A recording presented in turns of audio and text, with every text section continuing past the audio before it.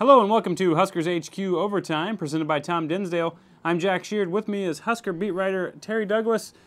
And Terry, something we didn't see for a long time in Nebraska, a come-from-behind victory. Right. Losing at halftime.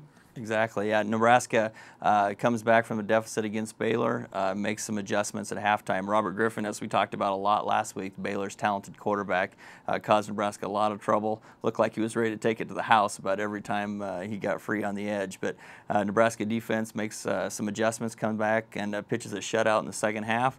Offense does just enough. And, it's kind of a step forward for Nebraska, just getting a W when it wasn't playing its best football. And I think that's something that you haven't seen a lot of. If Nebraska hasn't had its A game, usually that's meant the Huskers aren't going to win. I think they were able to do that against the Bears. Came out from halftime and stopped Baylor when Baylor had, like you said, Griffin had been moving the ball on him. This coming week, going to play an offense that, well, Terry, they're good. Right. Oklahoma is just good at playing football. Very good, yeah. Let's read the stats here. Second in the country in scoring offense, third in passing offense, fourth in total offense. Sam Bradford has the highest pass efficiency rating in the country. So obviously a huge challenge for Nebraska's defense to get any stops at all. I mean, this is a team that nobody stopped. Even their loss to Texas, the Sooners weren't stopped a whole lot. Nebraska's going to be probably in a lot of different offensive or defensive formations. Probably not always in base. Right. But with a problem at linebacker with Dillard, right? Right, Philip Dillard is looking doubtful right now. He took a blow to the ankle in the Baylor game, and right now I'm sure he wants to play, being an Oklahoma native, but looks like he's probably not going to. We'll wait and see at game time what the decision is. Right now they're looking at 3 or 4 different guys, anybody from Cody Glenn to Tyler Wortman to Matt Holt, a lot of different guys possibly filling in the middle linebacker spot in the different packages they play. So we'll have to see a lot of different people probably having to step up and fill that hole. What's the best way for Nebraska to stop that Oklahoma offense? The best way is to keep doing what Nebraska has been doing on offense, and that's keeping the other team off the field. Right now in Big 12 games, Nebraska leads the conference in time of possession.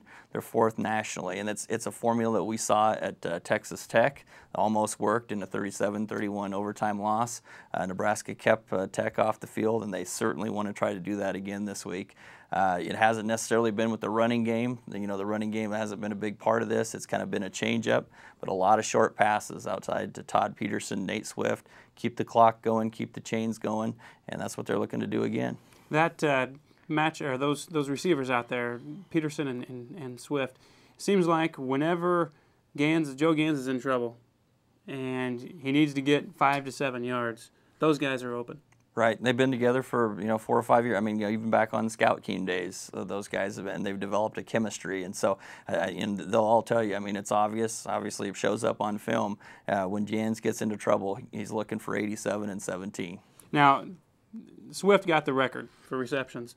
People might not realize is that Todd Peterson is in the top 10 of receptions at Nebraska and yardage. Right. So as Swift has been getting high on the charts, Peterson's right there behind him. Exactly, and obviously don't want to take anything away from Swift and Peterson. Been great receivers for Nebraska.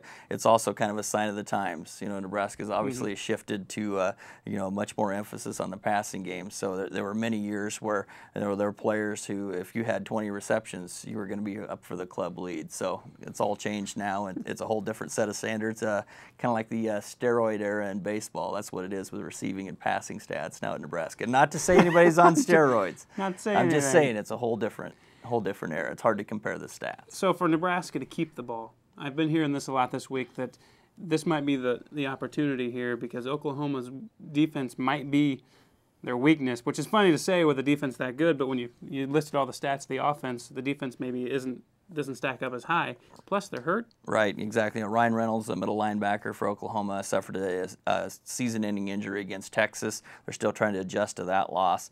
It's kind of weird because Oklahoma is one of the top 5 teams in the country in sacks and tackles for loss. But as Bob Stoops said this week in the Big 12 teleconference, just been giving up big plays. They'll make big plays themselves, and then they give up a lot of big plays. Almost 500 yards of passing given up to Kansas State last week.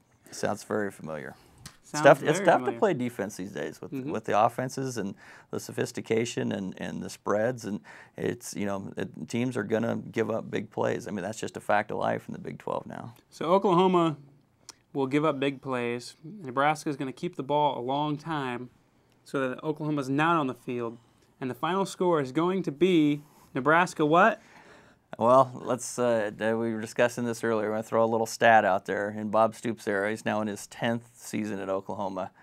Record for the Sooners at home under Stoops, 58-2. So obviously, wow, going into Norman, Oklahoma, and coming out with a W, not an easy thing. I see Nebraska having success a little bit with the ball control, but I think Oklahoma is going to try to come up and make the Huskers try to go deep. I don't think they're going to sit back as much as other teams. I think they're going to try to create a little more havoc. That could be interesting to see how Nebraska deals with that. So I'm going to go with Oklahoma 45, Nebraska 27. 45-27. 45-27. Give them that extra 6. Thanks for joining us on Huskers HQ Overtime, presented by Tom Dinsdale. We'll be back next week, and we'll see what happens.